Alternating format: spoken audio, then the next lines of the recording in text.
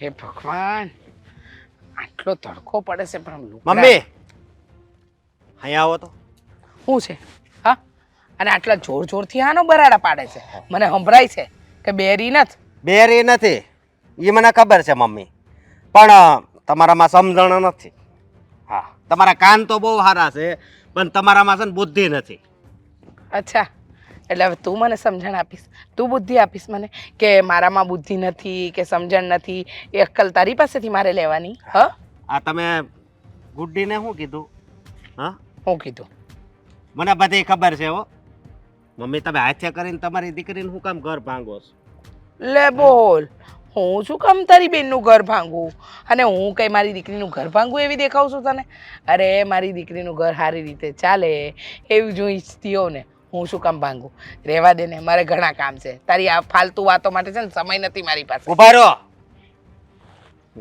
એટલે તું ઓર્ડર કરીશ એમ મારે જીવવાનું છે? તું નચાવીશ એમ મારે નાચવાનું છે? તું કહેશે કે આમ કરો તો આમ કરો, તું કહેશે તેમ કરો તો તેમ કરો. અરે જા જા આવે. હા જો, આપણે છે ને મકાન બહુ સારું છે. તમે કહેતો હોય ને તો એ વેચીને આ મારી બેન છે ને એને પૈસા આપી દેવી. કેમ? તમને બહુ એટલી બધી લાગણી હોય ને તો. ઓ ભાઈ, પણ આવી રીતે છે ને, આવી રીતે તમે એને સમજાવો કે જોજો ઘરનો વહીવટ તું લઈ લેજે, તારા સસરા પાસેથી તિજોરીની ચાવી લઈ લેજે, આ બધું સારું ન લાગે. આમાં ખોટું શું છે? ખોટું શું છે એટલે બધું ખોટું જ કહેવાય ને. અરે એ ઘરના વડીલ છે તો એ વહીવટ કરે એ સારું લાગે. હવે આ ગુડ્ડીને શું ખબર પડે? તું મૂંગો રહે ને, તને શું સમજ પડે છે? હા, મને શીખવાડવા બેઠો, મને કહે છે કે ગુડ્ડીને શું સમજ પડે? અરે ગુડ્ડીને સમજ પડે કે ના પડે, મારે તો શીખવાડવાનું ને. મારે દીકરીનું ભવિષ્ય ઉજ્જવળ કરવાનું છે. એને કંઈ કૂવામાં નથી નાખી મેં, એને સારી જગ્યાએ નાખી છે. કાલે ઉઠીને એનો સસરો કંઈ બીજો વહીવટ કરી નાખે એ પહેલાં એ આ ઘરની વહુ છે, તો એ ઘરમાં એનું રાજ ન ચાલે તો કોનું રાજ ચાલે? આમાં એનું ભવિષ્ય ઉજ્જવળ નહીં થાય, ઉજ્જળ થાય, ઉજ્જળ. એમ? હા. વાહ વાહ વાહ, મારા દીકરાએ તો કેટલું કેટલું જીવન જીવી લીધું છે કે એને બધી ખબર છે શેમાં ભવિષ્ય ઉજ્જવળ થશે, શેમાં નહીં થાય, મારી દીકરીનું સુખ શામાં છે નથી, એ બધી મને ખબર પડે છે. તારે મને સલાહ આપવાની જરૂર નથી. તું દોઢ ડાપડા તારું કામ કરને, તારી બાયડી આગળ તો તારું કંઈ ચાલતું નથી. બધું હાલે છે હો, મારી વાત બધી માને છે, પણ તમે નથી માનતા મારી એકય વાત. તારી વાત હું શું કામ માનું? માનો. તારી વાત માનવા માટે મારે શું કરવાનું? હા, અને તું મારો દીકરો છે, હું કઈ તારી દીકરી નથી, હું તારી માં છું. તારે મને સલાહ આપવાની જરૂર નથી કે મારે શું કરવું ને શું નહીં કરવું. અને ગુડ્ડીના ભવિષ્ય માટે મારે જે કરવું હશે ને હું કરીશ. મારી દીકરીને મારે જે સલાહ આપી હશે ને આપીશ. એના માટે તારે વચ્ચે ડબડબ કરવાની કોઈ જરૂર નથી. હું બોલે ખોટું હશે ને ત્યાં હું બોલે. એમ? સમજ્યા તમે? હા. હા, તો હું નહીં સાંભળું. નહીં સાંભળો એમ ન હાલે ને. હું તમને પ્રેમથી કહું છું કે તમે આ જે કાંઈ પણ કરો છો ને એ હાવ ખોટું છે. તું પ્રેમથી કે, નફરતથી કે, ગુસ્સામાં કે, શાંત કે, મને કોઈ ફરક નહીં પડે. મારે જે કરવું છે ને હું એ જ કરીશ. અને તને કહ્યું ને તારે મને સલાહ નહીં આપવાની. તું ઘરનો વડીલ છે, હા, તું મોટો થઈ ગયો છે. હવે હું છો ઉગવાથી કે માણસ મોટો ન થઈ જાય. હા, તને કમાતો મેં કર્યો, આ ચાલતો મેં કર્યો, તું મને સલાહ આપીશ ડફોડ જેવો? અને ગુડ્ડીના ભવિષ્યનું વિચાર છે ને એની માં નહીં કરે તો બીજું કોણ કરશે? અને એમાં ખોટું શું કીધું છે? વહીવટ હાથમાં લઈ લે તો લઈ લે, અને આજે નહીં ને કાલે ગુડ્ડીને વહીવટ તો એના સસરાએ આપવો જ પડશે ને. હાસું કીધું છે. આમ સમાજમાં હાસું કીધું છે કે માં જ્યારે દીકરીને આમ સડાવે ને, એની કાન ભંભેરણી કરે ને, એટલે દીકરી છે ને હંમેશા દુઃખી જ થાય. સમજ્યા? હા. જોવો મમ્મી, આ ઘરમાંથી તમે તારે જે એને આપવું ને આપી દો, પણ એના ઘરમાં તમે હળી કરવા ન જાવ ને તો વધારે સારું. આ ખાલી ખોટી સડામણી કરો છો ને એની લીધે એ પછી પાછળથી છે ને બહુ દુઃખી થાય. આ તમને કહી દઉં છું. અને એના સસરા છે ને એ ભગવાનના માણસ છે. સમજ્યા તમે? થઈ ગયું બકબક, બોલાઈ ગયું. હા, બકબક નથી, આ હાસું છે ને એ કહું છું બધું. એમ? હા. તું સાચું શીખવાડીશ? હું સાચું છે હું ખોટું છે તું શીખવાડીશ? અરે રે ને, હવે શાંતિથી અશોક, પડ્યો છે તો ચૂપચાપ પડ્યો રહે ને. આ દોડડા પણ કરવાનું બંધ કરી દે ને. ખબર છે મને શું સાચું શું ખોટું. તારે સલાહ આપવાની કોઈ જરૂર નથી. હું બધું જોઈ લઈશ. હા, હું બધું જોઈ લઈશ. અને તને જેને કોઈએ પણ કહ્યું ને કે મેં ગુડ્ડીને આવી સલાહ આપી, તો મેં સલાહ આપી. હા, મેં મારી દીકરીને શીખવાડ્યું કે ઘરનો વહીવટ કઈ રીતે સસરાના હાથમાંથી પોતાના હાથમાં લેવાય. હવે કંઈ કેવું છે? વાત પતી ગઈ કે હજુ બગ બગ બગ બગ ચાલુ રાખવું છે? તારી જેમ નવરી નથી, કામ કરવા દે. દોડડાયો આયો મોટો સલાહ આપવા. આ શું સાગર, તમે મને અહીંયા લઈ આવ્યા? મૂવી જોવા જવાનું હતું ને બધા પ્લાન ઉપર પાણી ફેરવી દીધું. અરે જઈએ ને મૂવી જોવા, હું બી જવા પણ જવાનું જ છે, હું ના નથી પાડતો. પણ આ તો મારે તારી સાથે થોડી વાત કરવી હતી ને જરૂરી, એ માટે અહીંયા આવ્યો હતો, મતલબ તને લઈને અહીંયા આવ્યો હતો. હા તો વાત ઘરે પણ થઈ શકતી હતી ને. ઘરે થઈ શકે ને એવી વાત નહોતી, એટલા માટે મેં તને એવું વિચાર્યું કે અહીંયા આવીને જ આપણે શાંતિથી વાત કરીએ.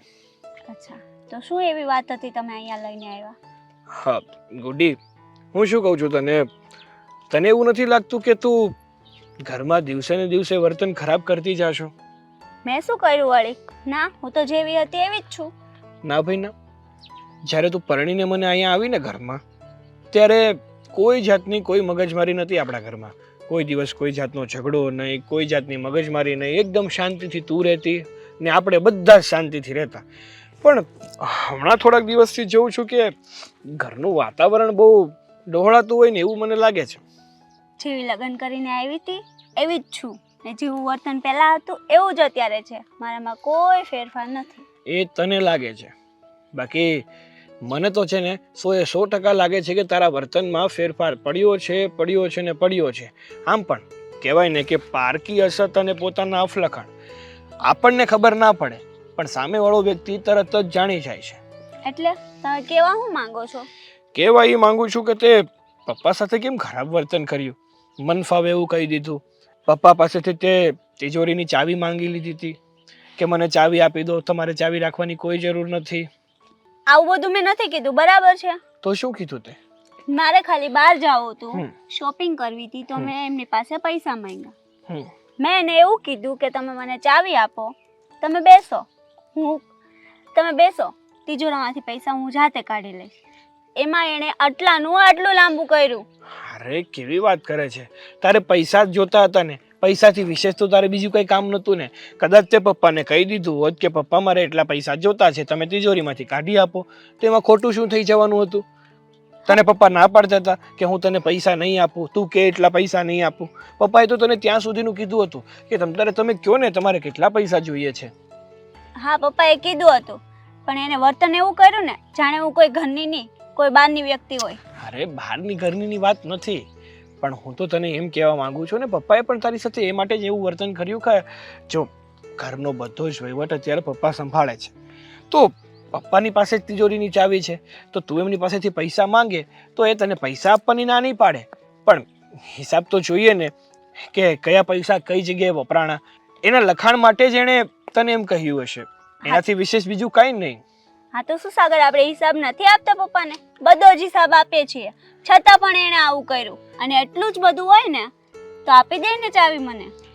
કેમ, શું કામ તને ચાવી આપી દે? ઘરના વડીલ એ છે, અને ઘરનો બધો જ વહીવટ છે ને ઘરના વડીલ જ સંભાળે, ના કે ઘરના નાના છોકરાઓ. જુઓ સાગર, તમારી વાત સાચી છે, પણ તમે ઘણી જગ્યાએ એવું પણ જોયું હશે કે ઘરનો બધો વહીવટ ઘરની વહુઓ સંભાળતી હોય, અને એ પણ સારી રીતે. પણ મારું તો કહેવું એવું જ છે કે જો ઘરમાં વડીલ હોય ને તો ઘરનો વહીવટ પણ વડીલે જ સંભાળવો જોઈએ. એનું કારણ છે કે એ ઘરનો વહીવટ સંભાળે છે, તમને કોઈ કસર આવવા દેતા નથી, તમારે જે પણ વસ્તુ જ્યારે પણ જોતી હોય એ બધી વસ્તુ તમને મળી જાય છે, તો તમારે તમારી ઉપર ઘરનો વહીવટ લઈને ફાયદો શું છે? શાંતિ લો ને, શાંતિથી જીવી તો શકશો. આ ઘરના વહીવટ કરવાને એ પણ કંઈ નાની વાત નથી. એ તો ઘરનો વહીવટ જે સંભાળતું હોય ને એમને કોઈ દિવસ પૂછો ને ત્યારે ખબર પડે.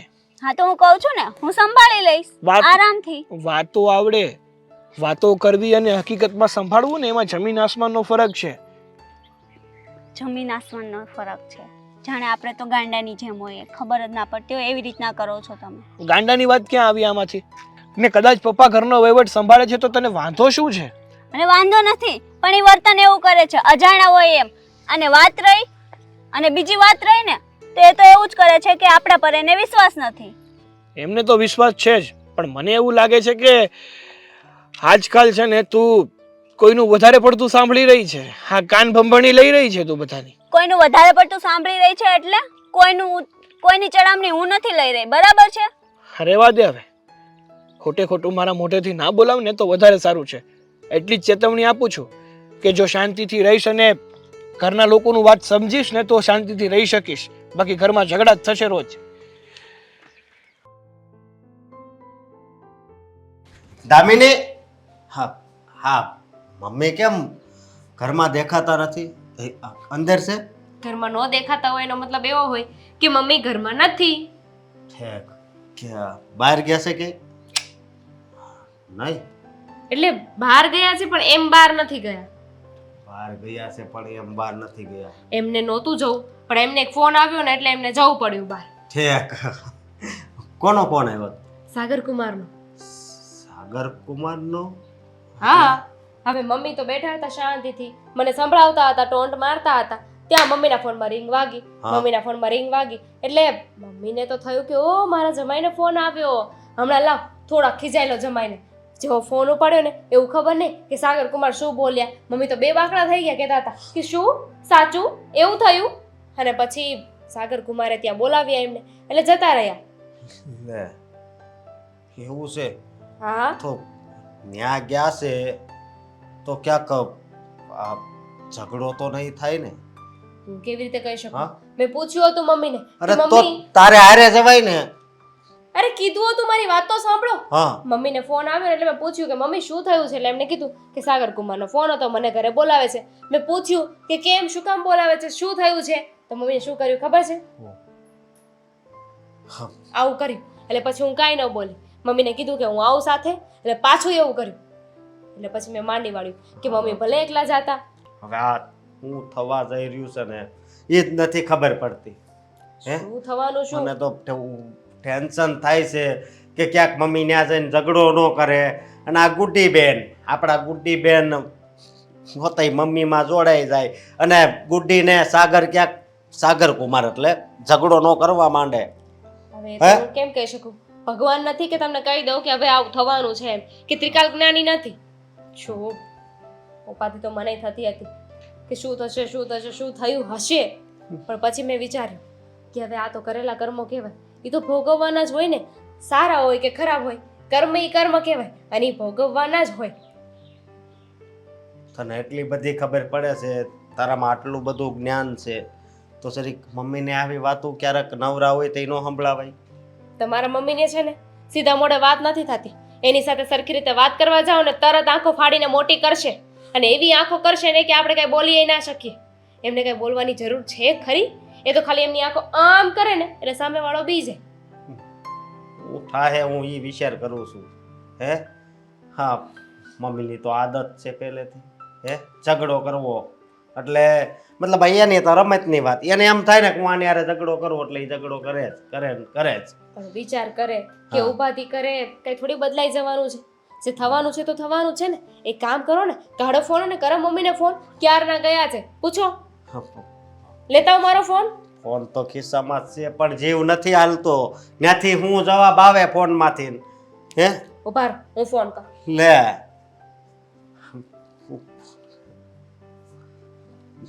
ગમે એ વાત કરીને નિરાતે કરજો. ગઈ ગઈ રિંગ ગઈ. હા કાપી નાખ્યું.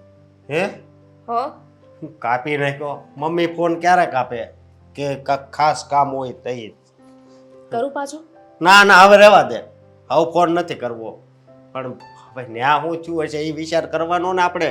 સાગર કુમારને ફોન કરું? ના ના રહેવા દે ને.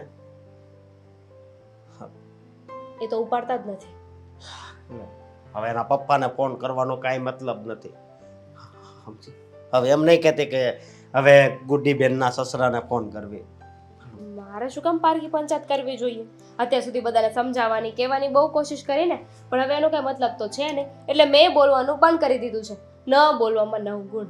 તે ઘણી વાર મને સમજાવ્યો કે આ ગુડ્ડીબેનને થોડાક સમજાવો પણ હું એને સમજાવી ન શક્યો. ખરેખર આમાં ભૂલ થોડીક મારી છે. તારી ભૂલ તો છે જ નહીં, મમ્મીની ભૂલ છે. ત્યારે પછતાશો ક્યાં? જબ ચીડિયા ચૂક ગઈ ખેત. હા, ઈ વાત જ્યારે ય સમજાવવાનો સમય હતો ત્યારે તો કોઈ સમજાવ્યા નહીં કોઈને. અને હવે આ બધી વાતનો પછતાવો કરીએ તો શું ફાયદો? પણ આપણે એવું નેગેટિવ શું કામ વિચારવું છે? પોઝિટિવ વિચારો ને કે એવું કાંઈ ના હોય. બની શકે કે કંઈ ખુશખબર હોય. ખુશ ખબર તો મમ્મી જ્યાં હોય ને મને ખુશ ખબરની કઈ આશા ન રહે. સમજે તું? પોઈન્ટ. હું હાલો મારા કામ બતાવ. બીજું તો શું, આવીને પાછા મને બોલશે.